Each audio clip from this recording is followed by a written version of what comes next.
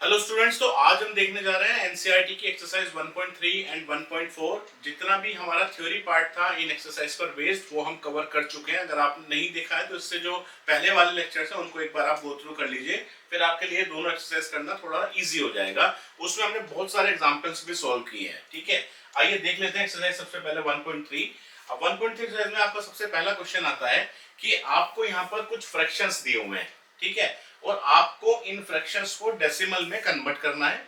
और उसके बाद वो ये भी पूछ रहा है कि आपको ये भी बताना है कि ये जो डेसिमल एक्सपेंशन आपने किया है ये किस तरह का है। तो मैं आपको वापस से एक बार रिव्यू करा देता हूँ कि जब हमने इसके एग्जाम्पल्स किए थे तो जो भी हमारे पास फ्रैक्शन में दिया होता था हम प्रॉपरली उसको डिवाइड करते थे अपने जो भी एक हमारा डिवीजन मेथड होता है उससे, जो भी आपने अर्लियर क्लासेस में पढ़ा है।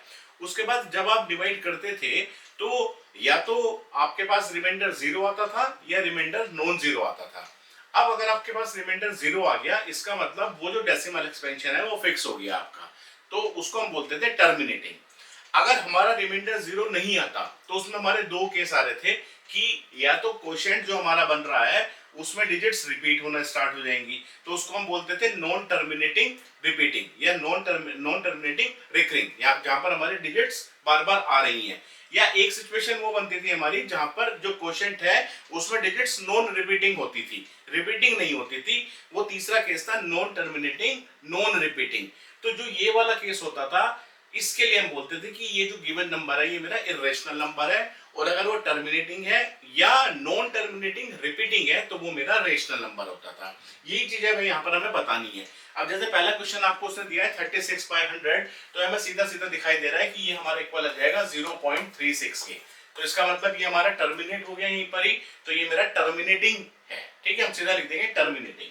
नेक्स्ट एग्जाम्पल अब आपका है 1/11। अब आपका जो 1/11 है यहाँ पर आप डिवाइड करिए, 1 को 11 से आप डिवाइड करिए। सबसे पहले आपका यहाँ डेसिमल लग जाएगा, ये आपका जीरो आ गया, आपका फिर एक यहाँ पर जीरो लग जाएगा, उसके बाद फिर आपका जीरो आ गया यहाँ पर, उसके बाद आप यहाँ पर लगाइए, ये आपका बना 11 9 जा 99, आपका फिर ये 1 आ गया, आप फिर एक जीरो लगा दीजिए, नहीं कटेगा क्योंकि 11 है, फिर एक जीरो लगा दी आपने, यहाँ पर भी जीरो लगा दी, 11 9 जा, फिर आपने यहाँ 99 लिख दिया, आपका फिर ये 1 बच गया, फिर एक जीरो आ गया, नहीं कटेगा 11 1 से, फिर एक जीरो लगा दीजिए, यहाँ जीरो लगा दीजिए, 11 9 99।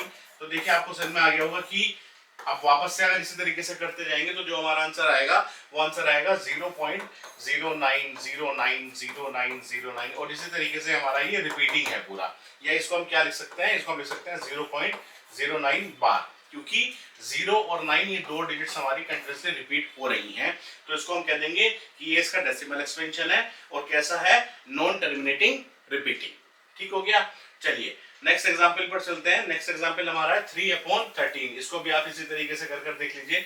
अब आप 3/13 को करेंगे तो डिवाइड करिए, 3 को डिवाइड करिए 13 से, क्या आ गया आपका, सबसे पहले डेसिमल लगा दिया, यहाँ पर आपकी जीरो आ गई, उसके बाद आपने लिया 13 2 जा 26, फिर आपका ये आ गया 4 0, फिर आपका आ गया 13 3 जा 39, फिर आपका आ गया 1 0। अब ये नहीं कटेगा, इससे एक जीरो लगा दीजिए, यहाँ पर भी आपकी एक जीरो आ गई, फिर आपका 13 7 जा 91, फिर आपका यहाँ 9 आ गया, फिर जीरो आ गया, उसके बाद ये फिर आपका आ गया 13 6 जा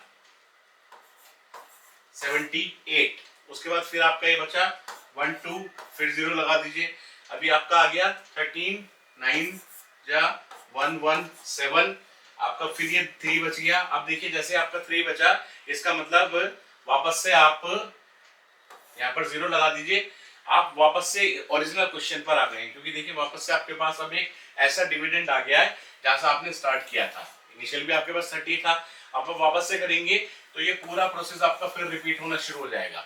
रिपीट होना शुरू होगा, इसका मतलब जो क्वेश्चन है हमारा पूरा रिपीट होना स्टार्ट हो जाएगा। इसका मतलब जो इसका आंसर बैठेगा वो ये बैठेगा 0.230769 230 769 और रिपीटिंग कितने डिजिट्स हैं, ये सब हमारे रिपीटिंग डिजिट्स हैं।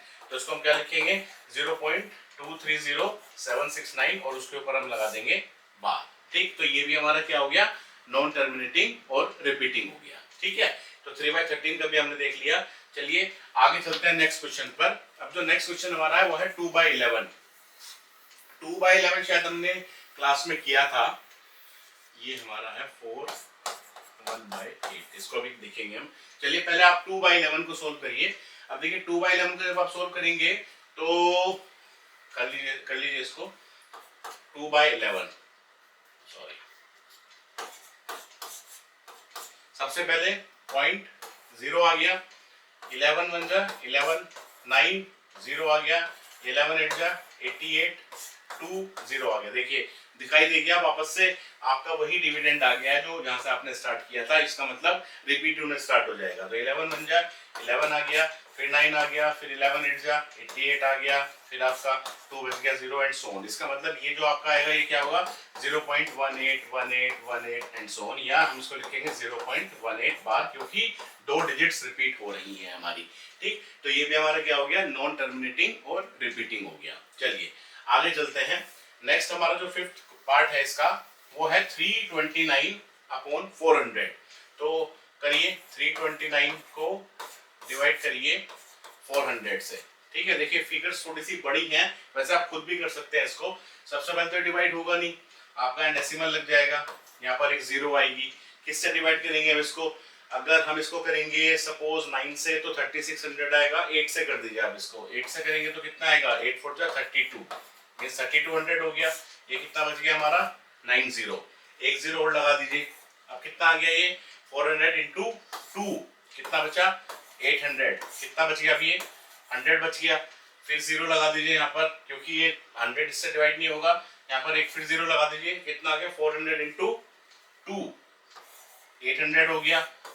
फिर आपको कितना आ गया 200, फिर एक जीरो लगा दीजिए और ये आपका आ गया 5, यानी कि ये आपका आ गया पूरा जीरो आ गया रिमाइंडर। तो ये क्या हो गया हमारा टर्मिनेटिंग हो गया और आंसर क्या आ गया 0.8225। ये इसका डेसिमल एक्सपेंशन हो गया 0.8225। ठीक है, सिंपल था तो हमारा। चलिए एक इसमें पार्ट और है 4 होल 1/8। 4 होल 1/8 का मतलब कितना हो गया आपका? सबसे पहले 4 होल 1/8 का मतलब हो गया 8 by 32 plus 1 मीन्स 33/8। करिए इसको सोल्व। 33 को आप डिवाइड करिए 8 से। चलिए करते हैं। 33 को 8 से डिवाइड, 33 8 to 32, 33 डिवाइड बाय 8 आ गया आपका। ठीक है, 8 4 जा 32, 1 बच गया। उसके बाद इधर आपका डेसिमल आ गया, इधर आपका 0 आ गया। फिर आपका 8 बन जा 8 हो गया, देन 2 0 आ गया, 8 हो जा 16 हो गया। फिर आपका जा 4 0 और 8 5 जो आपका आ गया 40। यहाँ पर भी रिमाइंडर 0 आ गया, मतलब इसका आंसर आ गया 4.125 और ये भी हमारा क्या हो गया टर्मिनेटिंग हो गया। ठीक है, तो ये सारे पार्ट्स हमारे कवर हो गए। ठीक, आइए नेक्स्ट क्वेश्चन पर चलते हैं। Question number 2। आइए 1/7 को निकालते हैं। देखिए इसने कहा you know that 1/7 equals to this, can you predict what the decimal expansions of 2/7 3/7 4 5 6/7 without actually doing the long division. तो 1/7 का हमने कैलकुलेट किया था, आप पुराने लेक्चर्स को देख लीजिएगा, उसमें आपको मिल जाएगा। ठीक है, तो 1/7 को जब हमने सोल्व किया था तो ये भी हमारा क्या है, ये एक रेशनल नंबर है जो कि नॉन टर्मिनेटिंग और रिपीटिंग है, इसलिए उसके ऊपर बार लगा हुआ है। इसका मतलब जो 1.7 है वो है 0.12 0.142857 142857 142857 एंड सो ऑन। अब उसने कहा कि अगर ये वैल्यू हमें पता है तो आप बताइए 2/7 3/7 4/7 की वैल्यूज क्या होगी without actually doing long division. तो बड़ा सिंपल है। देखिए एक मैं बता देता हूँ आपको, जैसे आपने 2/7 को निकालना है तो आप सोच के देखिए 2/7 क्या होता है। 2/7 यही तो होता है 2 into 1/7। या अगर आपको 3/7 निकालना है तो 3/7 क्या है आपका? 3/7 आपका यही तो है 3 into 1/7। या 4/7 क्या है? 4/7 इज 4 into 1/7। यही तो आपका है 4 into 1/7। अब 1/7 आपके पास ऑलरेडी है। 1/7 कितना है आपके पास? ये आपका है 2 into 0.142857 ये आपके पास है। आप मल्टीप्लाई कर दीजिए इसको, करिए मल्टीप्लाई, कितना आ गया 8 7 2 14 1 पापा 11 1 8 2 17 1 4 5 और ये आपका हो गया। तो ये आपका आ गया इसका डेसिमल एक्सपेंशन। ठीक है, इसका मतलब एग्जैक्ट कैलकुलेशन ना करते हुए, पूरा लॉन्ग डिवीजन ना करते हुए, अगर 1/7 आपको दिया है तो डायरेक्टली आप 2 से मल्टीप्लाई कर देंगे तो ये आपका आ गया। 3 से कर देंगे इसकी मल्टीप्लाई तो 3/7 आ जाएगा। 4 से करेंगे तो 4/7, 5 से करेंगे 5/7, 6 से करेंगे 6/7 का और 6/7 तक ही आपको निकालना है। ठीक हो गया, चलिए आगे चलें। ये भी मेरे ख्याल से क्लियर हो गया। आइए नेक्स्ट क्वेश्चन पर आते हैं। Express the following in the form p by q where p and q are integers and q does not equals to 0। बिल्कुल ठीक बात है। तो p है जो भी रेशनल नंबर होता है उसको हम लिखते p by q की फॉर्म में ही है, और जहां पर q हमारा 0 नहीं होता। तो सबसे पहले उसने कहा 0.6 बार लिखा हुआ है। ठीक, इसका भी हमने एक बिल्कुल मेथड देखा था जब अपना थ्योरी लेक्चर किया था कि एक प्री डिफाइंड मेथड है जिसको हम x के इक्वल मान लेते हैं। फिर हम ये देखते हैं कि डेसिमल के बाद हमारे जितने भी डिजिट्स आ रही हैं वो एक मिक्स तरह का पैटर्न बना रही हैं या नॉन मिक्स तरह का पैटर्न बना रही हैं। अगर मिक्स तरह का पैटर्न बनाती थी तो सबसे पहले उसको हम बिल्कुल कन्वर्ट कर लेते थे सो दैट सारे डिजिट्स एक ही तरह की उसमें आए, एक ही तरह का पैटर्न उसमें रहे। और उसका एक फिक्स मेथड था कि हम देखते थे कितने डिजिट्स हैं, फिर 10 की पावर नंबर ऑफ डिजिट्स से मल्टीप्लाई करते थे और उसको सोल्व कर लेते थे। आइए देख लेते हैं फटाफट थोड़ा सा फास्ट ट्रैक पर। जैसे पहला क्वेश्चन आपका है 0.6 बार, तो हम क्या कहते थे, लेट x इक्वल्स टू 0.6 बार, या इसको हम क्या कहते थे 0.666666, ये हमारा लिखा हुआ है। अब उसके बाद हम क्या कहते थे इसमें कि अब आप ये देखिए कि हमारी कितने डिजिट्स रिपीट हो रही हैं। तो हमारी जो डिजिट्स रिपीट हो रही हैं वो सिर्फ एक डिजिट रिपीट हो रही है। तो हम सीधा सीधा क्या करेंगे, जितनी भी डिजिट रिपीट हो रही थी हम 10 to the power number of digits जो भी रिपीट है उससे मल्टीप्लाई करते थे दोनों तरफ। यहाँ पर एक डिजिट रिपीट हो रही है तो 10 टू द पावर 1 से मल्टीप्लाई कर दीजिए, तो कितना हो गया 10 into x equals to 0.666666 into 10 to the power 1। ठीक है, ये कितना हो गया 10x इक्वल्स टू, ये आपका हो गया 6.666666। उसके बाद हम क्या कहते थे कि मल्टीप्लाई करने के बाद जो भी आपका बना, जो भी आपकी राइट साइड में आया और जो आपको ओरिजिनल दिया हुआ था इसमें से आप इसको लेस कर दीजिए। इसमें से अगर आप इसको लेस करेंगे तो कितना बनेगा, ये 6.66666, इसमें से आप लेस करेंगे 0.6666, तो ये आपका बच गया 6.0 आ गया। इसका मतलब ये इसमें से आपने जब माइनस किया तो ये बचा, इसको मैं हम ये भी कह सकते हैं कि दिस प्लस दिस करेंगे तो ये बनेगा आपका, इसीलिए इसको हम दिस प्लस दिस लिखेंगे। अब तो दिस प्लस दिस लिखेंगे तो कितना आ गया 10x equals to 6 plus 0.666666 and so on. अब सोल्व हो गया है ये क्या है आपका जो ओरिजिनल दिया हुआ है आपको x को इधर ले आइए, 10x minus x equals to 6, ये हमारा कितना आ गया 9x इक्वल्स टू 6, या x इक्वल्स टू 6/9, 3 से ऊपर नीचे कर दिए 3 2 6 3 3 9, इनकी आंसर आपका आ गया 2/3। ठीक है, तो इस तरह के हमने बहुत क्वेश्चंस किए थे, पैटर्न बिल्कुल सेम रखना है हमें। तो इसी तरीके से आप नेक्स्ट क्वेश्चन देखिए, ये आपका है 0.47 बार। अब देखिए यहाँ पर जो बार लगा हुआ है वो 4 और 7 दोनों के ऊपर लगा है। इसका मतलब यहाँ पर जो रिपीटिंग डिजिट्स हैं वो 474747 है। लेकिन अच्छी बात यह है कि जो डेसिमल के बाद रिपीटिंग डिजिट्स हैं वो सिर्फ 47 ही है, उनके साथ कुछ और मिक्स नहीं है। तो ये आप क्या लिखेंगे इसको x इक्वल्स टू 0.474747, यही आपका लिखा हुआ है। दो डिजिट्स आपके रिपीट हो रही हैं 474747, तो 10 टू द पावर 2 से मल्टीप्लाई कर दीजिए दोनों तरफ, यानी कि 100 से मल्टीप्लाई कर दीजिए तो 100x इक्वल्स टू ये आपका हो गया 47.4747 एंड 47। इसको भी क्या करिए फिर दिस माइनस दिस कर देंगे आप, तो दिस माइनस दिस करेंगे तो क्या लिख सकते हैं इसको बताइए, 47 प्लस 0.474747, ये तो लिखा हुआ है। जब आप इसमें से लेस करेंगे तो ये तो बचेगा ना, क्योंकि डेसिमल के बाद तो सिर्फ 0.47 है, वो तो कट जाएगा, खाली 47 बचेगा। तो वही जब आप a में से b को लेस करते हैं तो सपोज c आ गया, तो हम ये तो कहते हैं ना कि अगर b प्लस c लिख देंगे a को तो एक ही तो बात है, तो वही हमने लिखा है यहाँ पर। अब ये कितना हो गया आपका 100x इक्वल्स टू 47 प्लस, इसको वापस से आप x लिख दीजिए, उसके बाद ये इधर ले आइए तो 99x इक्वल्स टू 47 आ गया, ये x आपका कितना आ गया 47/99। ठीक हो गया। चलिए आगे चलते हैं, x इक्वल्स टू 0.001 का बार, इसको भी कर लेते हैं जल्दी से। x इक्वल्स टू 0.0001001 कितने डिजिट्स रिपीट हो रही है, 3 डिजिट्स रिपीट हो रही है आपके यहाँ पर। 3 रिपीट हो रही है तो क्या करेंगे 1000 से मल्टीप्लाई करेंगे, यानी कि 10 की पावर 3 से कर दीजिए मल्टीप्लाई। 1000x इक्वल्स टू 1.001001, यही आप लिखेंगे। उसके बाद क्या लिख सकते हैं इसको, क्योंकि 1000 से मल्टीप्लाई किया तो डेसिमल आपका यहाँ से उठ के इधर चला गया ना। उसके बाद क्या लिखेंगे, ये आपका हो गया 1 प्लस 0.001001। उसके बाद 1000x equals to 1 plus x को इधर ले आइए, 999x इक्वल्स टू 1, x आपको कितना आ गया 1/999। ठीक हो गया, इसमें भी कोई डाउट नहीं होना चाहिए। चलिए आगे चलते हैं नेक्स्ट। देखिए यहाँ पर ये बोल रहा है express 0.9999 in the form p by q, are you surprising by your answer. तो पहले इसका हम p by q फॉर्म में निकालते हैं। अब यहाँ पर ये उल्टा हो गया कि यहाँ पर हमें एक डेसिमल को कन्वर्ट करना है रेशनल नंबर में, तो सिंपल है, अभी हमने किया था। चलिए कर लेते हैं इसको फटाफट। ये क्या है 0.9999 एंड सो ऑन, यही तो है। कर लीजिए फटाफट से, इसको एक्स एज्यूम कर लीजिए। एक्स एज्यूम किया आपने, उसके बाद यहाँ पर कितने डिजिट्स रिपीट हो रही है, सिर्फ एक डिजिट रिपीट हो रही है 9, ठीक। तो क्या कर दीजिए 10 से मल्टीप्लाई कर देंगे, तो 10x इक्वल्स टू क्या आपका हो गया 9.9999, ठीक है। इसको क्या लिख दीजिए 10x इक्वल्स टू 9 प्लस 0.999999, ठीक है।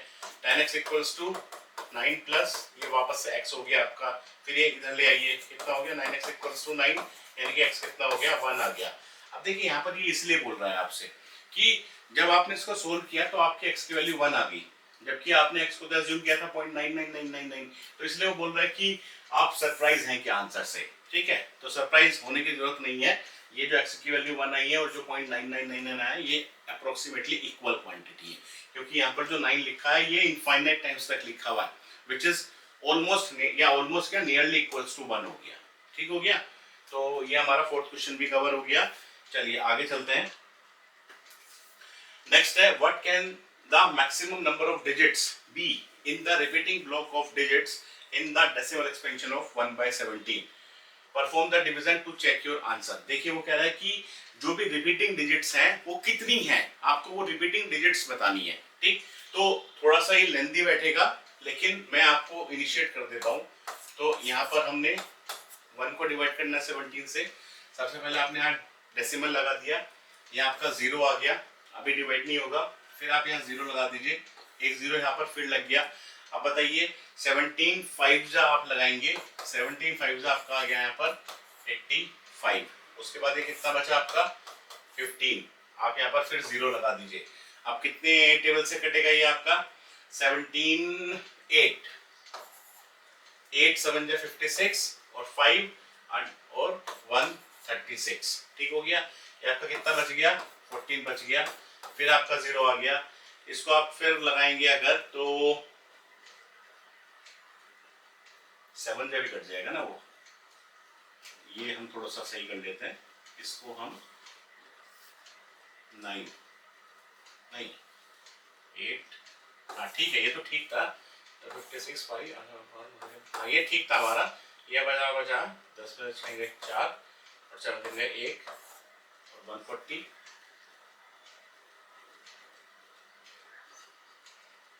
ठीक है। फिर आप 8 से करिए इसको, फिर आप 8 से करेंगे तो कितना आ गया 136 आ गया, फिर आपको कितना बच गया ये यहाँ पर 4 बच गया, फिर आप यहाँ 0 लगा दीजिए, फिर आपका आ गया 17 2 जा 34, आपका फिर 6 बचा 60 आ गया, फिर आपका आ गया 17 3 जा 51, फिर आपका 9 बच गया 90, फिर आपका आ गया 17 5 जा 85, फिर आपका 5 बच गया, फिर आपने 0 लगा दिया, फिर आपका आएगा 17 2 जा 34 आएगा, मैं 34 इधर लिख दे रहा हूँ, और 50 माइनस 34 आप करेंगे तो ये आपका बचेगा 16, उसके बाद फिर आपने 0 लगा दिया, फिर आप इसको करिए 17 इंटू 9 करिए, अब 17 इंटू 9 करेंगे तो कितना बचेगा आपका ये 153, 9 7 6, ठीक है। उसके बाद 7 0, उसके बाद 17 3 जा 51, 17 4 68, ठीक है। उसके बाद ये आपका 2 बच गया, ये आपका 0 आ गया, फिर आपका आ गया 17 1 जा 17, आपका फिर ये 3 आ गया, फिर आप 0 लगा दिया आपने यहाँ पर, फिर आपका आ गया 17 1 जा 17, उसके बाद ये कितना बचा 13, फिर आपने यहाँ 0 लगा दिया। अब जब 130 आपका ये आ गया तो 130 के लिए फिर आप कर दीजिए इसको 7 से जब आप करेंगे तो 7 7 जा 49 और 4 7 1 जा 7 और 119, ठीक है। उसके बाद फिर आप इसको आगे करेंगे, आपका बच गया इधर 11, फिर आप यहाँ 0 लगा दीजिए, उसके बाद ये आपका चलेगा 6 से आप इसको काटिए, 6 से जब आप इसको वापस से काटेंगे तो ये आपका बचेगा 102, ठीक है।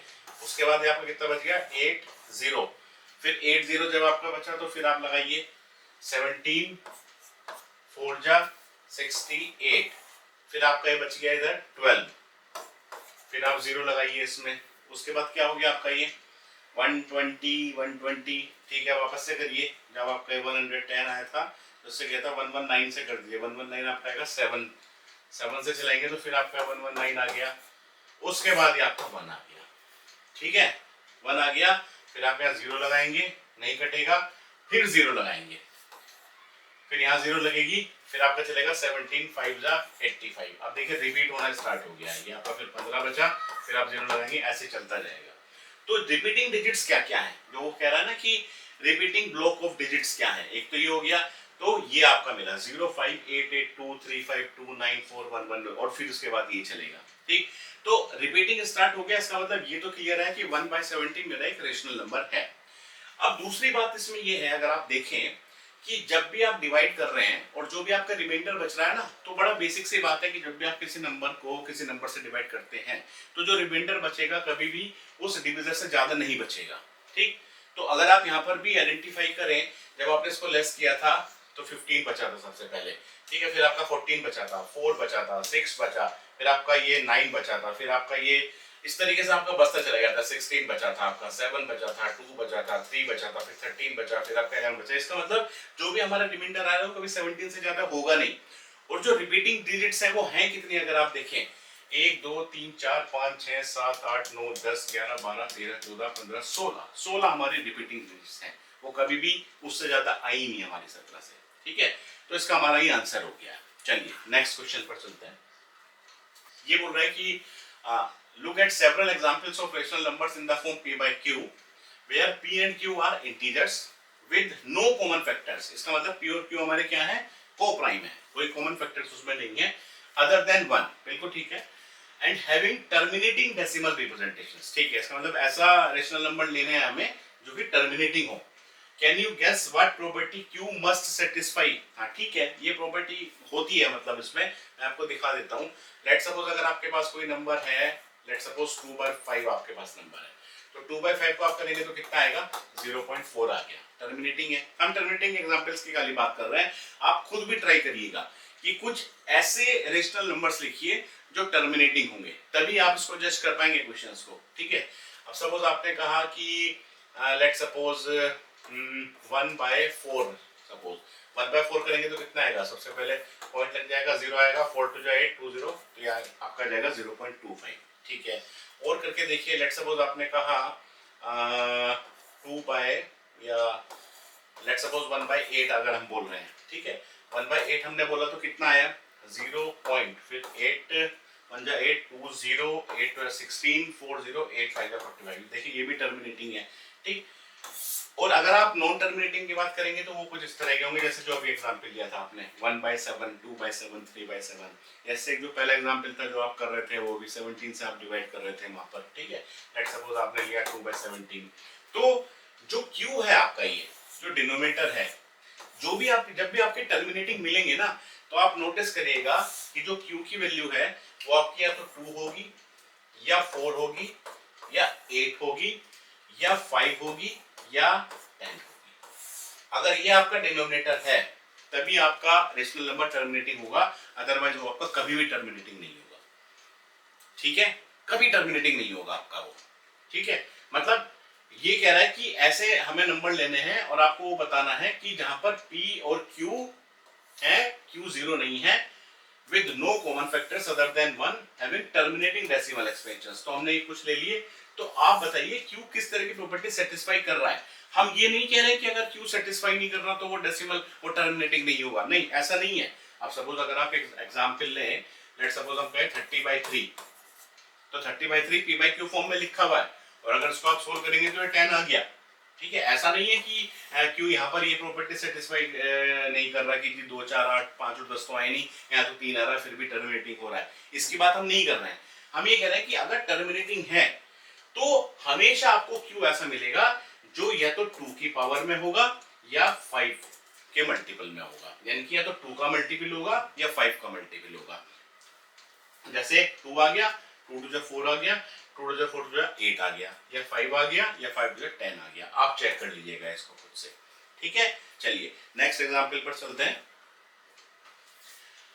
Right 3 numbers whose decimal expansions are non terminating non recurring. इसका मतलब आपको कोई भी 3 रेशनल नंबर्स बताने हैं। नॉन टर्मिनेटिंग, नॉन रिकरिंग वही होते हैं। तो आपको मैंने बताया था कि आप लिख दीजिए लेट सपोज 0.23 233 2333 23333, ये मैंने बताया था ना आपको। या आप लिख लीजिए 0.7121469201 जो भी आपका मन करे, ठीक है। मतलब रिपीटिंग इसमें कुछ आ ही नहीं रहा है। और लिख लीजिए 0.25355355535553, ठीक है। तो नॉन टर्मिनेटिंग और नॉन रिकरिंग ये आपके एग्जांपल्स हो गए। चलिए नेक्स्ट चलते हैं। नेक्स्ट हो गया find three different irrational numbers. से पहले जो था वो भी तो इरेशनल ही था। Find three non terminating non, ठीक है। ये आपका आ गया find three different irrational numbers between the rational numbers 5/7 and 9/11। इस तरह के क्वेश्चंस भी मैंने आपको बताए थे। अब देखो उसने 5/7 और 9/11 जो दिया है वो उसने फ्रैक्शन के फॉर्म में दे दिया। तो सबसे पहले आप क्या करिए, इनका डेसिमल एक्सपेंशन लिख लीजिए। डेसिमल एक्सपेंशन लिखने के बाद आप इजीली आइडेंटिफाई कर लेंगे कि इनके बीच में हमारे कौन से नंबर्स आ रहे हैं। इससे जो पहले वाला लेक्चर हमारा गया है वहां पर मैंने आपको निकाल के दिखाया है इस तरह के क्वेश्चंस कि अगर हमारे पास कोई भी दो नंबर है तो बताइए इनके बीच में कौन सा नंबर लाई करेगा। तो बिल्कुल सिमिलर क्वेश्चन है। अगर आपसे नहीं होगा तो आप मुझे कमेंट डाल दीजिएगा, मैं आपको इसका आंसर बता दूंगा। ये बिल्कुल स्ट्रेट फॉरवर्ड है इसलिए मैं इसको नहीं कर रहा हूँ। आगे चलिए। Classify the following numbers as rational और इरेशनल, ये भी आप डायरेक्टली बता सकते हैं। अब जैसे देखिए आपके पास आ गया √23 आ गया। अब हमने निकालना देखा है कि किसी का भी स्क्वायर रूट कैसे निकालते हैं, मैंने आपको मेथड बताया। जैसे √2 का हमने निकाल के देखा था, √3 का भी हम निकाल सकते हैं डायरेक्टली। अब ऐसे हमारे पास सपोज उसने कुछ नहीं दिया हुआ तो सबसे पहले आप लॉन्ग डिवीजन मेथड से √23 की वैल्यू निकालिए। √23 की वैल्यू जो भी आएगी उसकी वैल्यू या क्वोशिएंट जो होगा उसको आपको देख के पता चल जाएगा कि ये नॉन टर्मिनेटिंग नॉन रिकरिंग है, नॉन टर्मिनेटिंग रिकरिंग है या टर्मिनेटिंग है। जो भी उसकी वैल्यू है उसके हिसाब से आप उसको बता देंगे कि ये रेशनल है या इरेशनल है, ठीक। उसके बाद जैसे आपका √225 है तो ये डायरेक्टली दिखाई दे रहा है क्योंकि 225 हमारा यूज हुआ है पहले।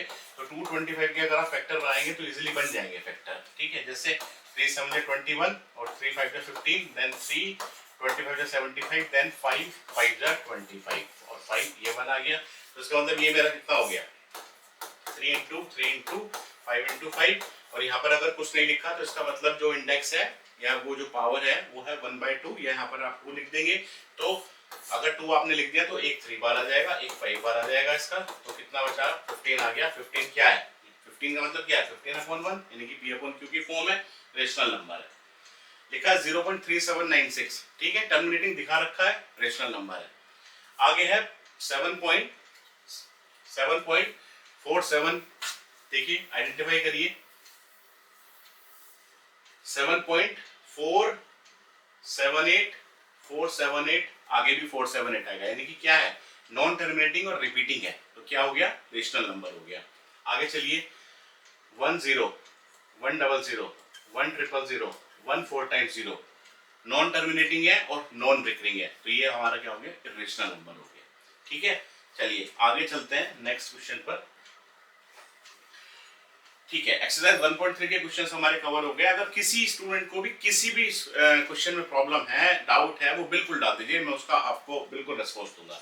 आइए 1.4 एक्सरसाइज को देख लेते हैं। अब इसमें पहला क्वेश्चन हमारा है classify the following numbers as rational और इरेशनल। अब देखिए अगर आप पहला पार्ट देख रहे हैं इसमें तो जो 2 है आपका वो एक रेशनल नंबर है और जो -√5 इसमें कर रहा है तो √5 हमारा एक इरेशनल नंबर है। तो जब आप रेशनल नंबर और इरेशनल नंबर का डिफरेंस देख रहे हैं तो वो हमेशा हमारा एक इरेशनल नंबर होगा। तो जो पहला पार्ट हो गया वो हमारा हो गया इरेशनल नंबर, जिसको हम कह रहे हैं आई। उसके बाद ये हमारा है 3 + √23 और अगेन फिर इसमें से हम माइनस कर रहे हैं √23। तो अब अगर देखें अगर इसको तो आपको ऐसा लग रहा है कि एक सम है और उसमें से हम एक इरेशनल नंबर को माइनस कर रहे हैं तो ये भी हमारा एक इरेशनल नंबर होगा। लेकिन इसको पहले आप थोड़ा सा इवैल्यूएट करिए। देखिए लिखा है 3 + √23 - √23। तो यहाँ पर ये आपका कैंसिल आउट हो गया और आपका जो बचा सिर्फ 3 बचा। 3 हमारा एक रेशनल नंबर है तो हम कहेंगे कि ये हमारा रेशनल है। थर्ड आपका है 2√7 एंड डिवाइड बाय 2√7 और इसको हम डिवाइड कर रहे हैं 7√7 से। यहाँ पर भी अगर आप देखें जो √7 आपका फैक्टर है न्यूमरेटर डिनोमिनेटर में वो आपका कैंसिल आउट हो गया और आपका सिर्फ बचा 2/7। तो 2/7 आपका p बाई क्यू के फॉर्म में लिखा है, जहां पर दोनों इंटीजर्स हैं और q आपका 0 नहीं है, तो ये भी हमारा एक रेशनल नंबर हो गया। नेक्स्ट क्वेश्चन पर आइए। नेक्स्ट क्वेश्चन है simplify each of the following expressions. तो देखिए इनको सिंप्लीफाई कर लेते हैं। अब सबसे पहला आपका पार्ट है 3 + √3 × 2 + √2। ये हमने अपने एग्जांपल्स में भी किया था, जब इससे पहले वाला लेक्चर हमने किया था। तो अगर आपने उसको गो थ्रू नहीं किया तो उसको एक बार गो थ्रू कर लीजिए। सबसे पहले 3 को मल्टीप्लाई कर दीजिए पूरे फैक्टर से, यानी कि 3 × 2 + √2। उसके बाद आप इस √3 को मल्टीप्लाई कर दीजिए पूरे फैक्टर से, यानी कि √3 × 2 + √2। इसको सिंपली मल्टीप्लाई कर दीजिए, तो ये आपका आ गया 3 × 2 6 + 3 × √2 + 2 √3 × 2 मींस 2√3 और प्लस √3 × √2 यानी कि √a × √b, ये आपका हो गया √ab, या √3 × √2 ये आपका आ गया √6। तो ये आपका आ गया 6 + 3√2 + 2√3 और प्लस √6। ठीक है, सेम है, इसमें कोई और कॉमन फैक्टर आ नहीं रहा है जो आप निकाल लें। फिर जो आपका नेक्स्ट क्वेश्चन है, सेकंड पार्ट को देख लेते हैं। इसके सेकंड पार्ट है 3 + √3 और मल्टीप्लाई में है 3 - √3। तो आपको देखिए यहाँ पर डायरेक्टली दिखाई दे रहा है, ये आपका a + b और a - b वाला फॉर्म है। अगर a मेरा 3 है और b मेरा √3 है, तो a + b और a - b कितना हो गया, a² - b²। इट मींस ये आपका हो गया a² और -b²। b यहाँ पर आपका कितना है √3, तो ये b² हो गया। 3² कितना हो गया आपका 9 और √3 का स्क्वायर आपका कितना हो गया 3, तो 9 - 3 आपका आंसर आ गया इसका 6। ठीक है, चलिए नेक्स्ट पार्ट पर चलते हैं। नेक्स्ट पार्ट आपका है फिर √5 + √2 होल स्क्वायर। इसमें आपका फॉर्मूला लगेगा √a + √b का होल स्क्वायर, जो हमारा होता है a + 2 × √ab + b। तो कर लिए इसको, √5 + √2 का स्क्वायर, ये आपका हो गया √5² + 2 × √5, 2 × √5 × √2 + √2²। उसके बाद ये कितना बना आपका, ये आपका हो गया √5 का स्क्वायर 5 + 2 × √10 और √2 का स्क्वायर आपका हो गया, और √2 का स्क्वायर आपका हो गया 2। फिर ये आपका आ गया 7 + 2 5 + 2 7 7 + 2 √10। ठीक हो गया, सिंप्लीफाई हो गया। नेक्स्ट क्वेश्चन देख लीजिए। नेक्स्ट बिल्कुल सेम है जैसा अभी हमने किया, √5 - √2 √5 + √2। तो ये आपका हो गया ये होगी a हो गया, सपोज ये b हो गया, तो इसमें आप लगा देंगे a - b और a + b। ये हो गया a² - b²। इसका मतलब ये आपका हो गया a² यानी कि √5² - b² मींस √2²। तो ये आपका हो गया 5 - 2, 5 - 2 का मतलब ये आपका हो गया 3। ठीक है, चलिए नेक्स्ट क्वेश्चन देख लेते हैं। नेक्स्ट क्वेश्चन है recall pi. Pi is defined as the ratio of the circumference say c of a circle to its diameter say d। अब देखिए आपको पता है कि जो सर्कल का जो सर्कमफ्रेंस होता है उसका एक फॉर्मूला होता है, सर्कमफ्रेंस इक्वल्स टू 2πr, जहां पर अगर आप 2r को गए तो ये आपकी डायमीटर होती है, तो उसको मे भी कह सकते हैं कि ये हो गया पाई × d। तो अगर आप यहाँ से पाई निकालें तो पाई कितना हो गया आपका, पाई आपका आ जाता है सर्कमफ्रेंस अपॉन डायमीटर। यही वो बोल रहा है कि जो पाई आपका होता है उसकी वैल्यू होती है circumference to its diameter, that is pi equals to c/d। This seems to contradict the fact that pi is irrational। देखिए ये कह रहा है कि ये कॉन्ट्राडिक्टरी हो गया कि पाई हमारा इरेशनल है, क्योंकि हमने पढ़ा था कि पाई एक कैसा नंबर है, पाई एक ऐसा नंबर है जिसमें आपको डेसिमल के बाद जो डिजिट्स मिलती हैं वो नॉन टर्मिनेटिंग और नॉन रिकरिंग आती हैं। इसका मतलब पाई एक इरेशनल नंबर है। इसका प्रूफ आपके सिलेबस में अभी है नहीं, लेकिन अगर आप पाई की एक अप्रोक्सीमेट वैल्यू लेंगे 22/7 और आप इसको सोल्व करके देखेंगे तो आपको हमेशा नॉन टर्मिनेटिंग और नॉन रिकरिंग डिजिट्स मिलेंगी। तो जब भी हम अपने सर्कमफ्रेंसेस को सोल्व करते हैं या जो भी क्वेश्चंस इसके ऊपर होते हैं, तो हम c की जो पाई की जो वैल्यू लेते हैं वो इसलिए लेते हैं सो दैट कि हमें एक अप्रोक्सीमेट वैल्यू मिल जाए। तो ये कहना कि पाई की वैल्यू इरेशनल नहीं है ये गलत है। ठीक, तो ये हमारा कॉन्ट्रडिक्शन नहीं होगा। अगर आप पाई की वैल्यू इसमें जो भी रखेंगे अगर इरेशनल है तो वो इरेशनली आंसर आपको देगा। ठीक, लेकिन अगर अप्रोक्सीमेट लेंगे वैल्यू लेंगे तो अप्रोक्सीमेट ही आंसर आपको मिलने जा रहा है इसमें। ठीक, चलिए नेक्स्ट क्वेश्चन पर चलते हैं। नेक्स्ट है represent square root of 9.3 on the number line. तो इसमें सिंपली क्या करना है कि आप सबसे पहले वही बनाएंगे, एक नंबर लाइन बनाएंगे a से b तक की। ये जो नंबर लाइन होगी इसकी वैल्यू कितने रख लेंगे आप, सबसे पहले 9.3 जैसे हमने √x वाला किया था। उसके बाद मैंने आपसे क्या कहा था कि इसमें 1 यूनिट की लेंथ और बढ़ा दीजिए। लेट्स सपोज ये BC आपका हो गया, इसकी लेंथ आपकी हो गई 1 यूनिट। इस ओवरऑल की लेंथ कितनी होगी हमारी 10.3। उसके बाद आप AC का एक मिड पॉइंट ले लेंगे, लेट्स सपोज ये मिड पॉइंट आपका हो गया O। अब अगर आप इसमें O की बात करें तो OA और OC ये दोनों आपके इक्वल हो गए। कितना हो गया 9.3 प्लस 1 यानी कि 10.3 हो गया टोटल, और 10.3 डिवाइड बाई 2 करेंगे तो ये आपका आ जाएगा 2 5 जा 10 एंड 2 1 जा 2 एंड 2 5 जा 5.15। इसका मतलब ये भी आपका 5.15 हो गया और ये भी आपका 5.15 हो गया। उसके बाद हमने क्या कहा था कि O को सेंटर मान के और इसको रेडियस मान के आप एक सेमी सर्कल सबसे पहले बना दीजिए, ये आपका सेमी सर्कल बन गया। उसके बाद हमने बोला था कि आप इस AC के परपेंडिकुलर एक लाइन ड्रॉ कर दें जो कि सेमी सर्कल को लेट्स सपोज यहाँ पर D पर मिल रही है। उसके बाद O से D को भी आप एक बार मिला दें इस लाइन को। ये जो OD है ये भी आपकी कितनी है, ये भी आपकी 5.15 है जो रेडियस आपकी सेमी सर्कल की आई। उसके बाद ये जो आपकी वैल्यू होती है ये आपका होता है √9.3। ठीक, ये हमने पूरा कैलकुलेट भी करके देखा था।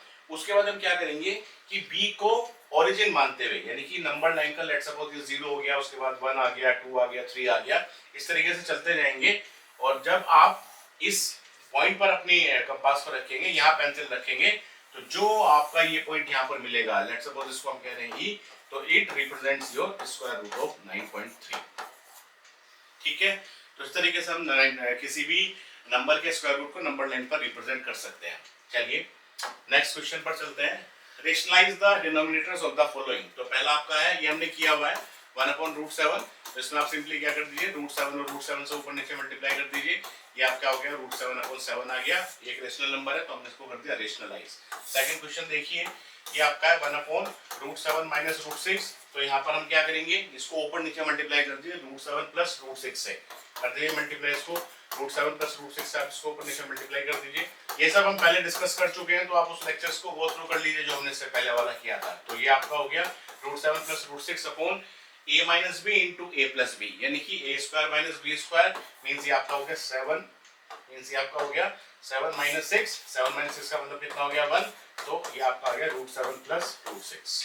ठीक है, चलिए नेक्स्ट क्वेश्चन की तरफ चलते हैं। तो ये हमारी कंक्लूड हो गई एक्सरसाइज 1.4। अगर आपको कोई भी डाउट है तो आप कमेंट सेक्शन में डाल दीजिएगा।